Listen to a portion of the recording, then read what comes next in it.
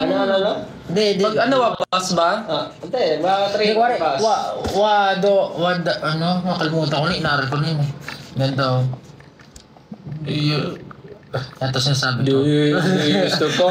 Ito sinasabi ko. SB19.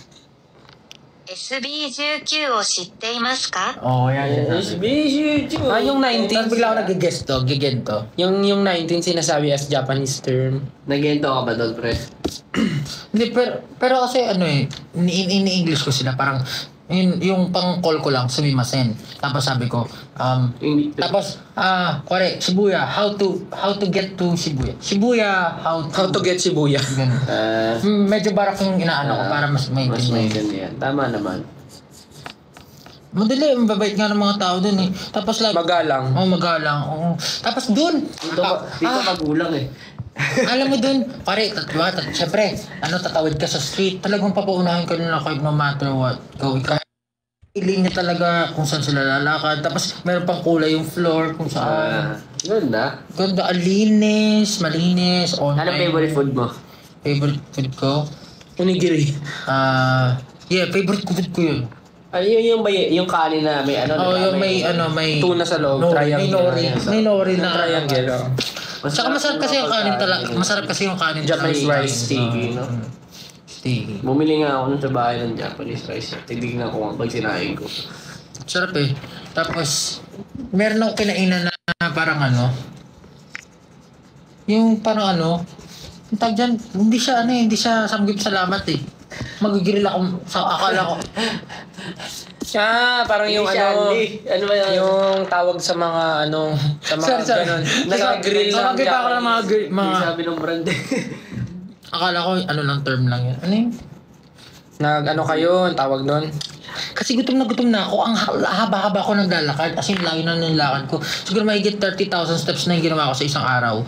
Tapos, alam mo yun, gutom ka na. Akala mo, isa-serve lang sa yung food. Yung pala lulutuin mo. Tapos luxury pala ito, no?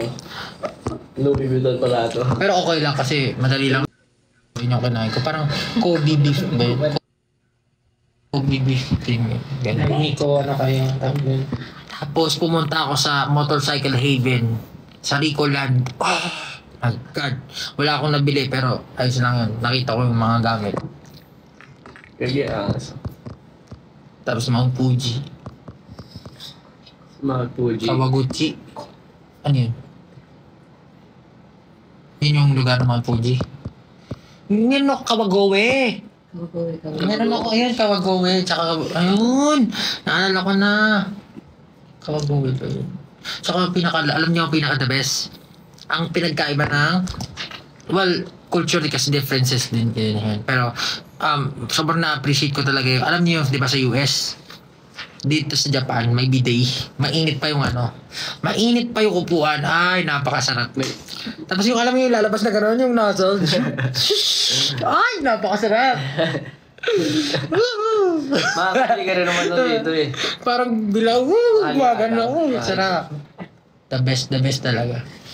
Tapos, ang galing kasi, di ba may pindutan dito sa wall.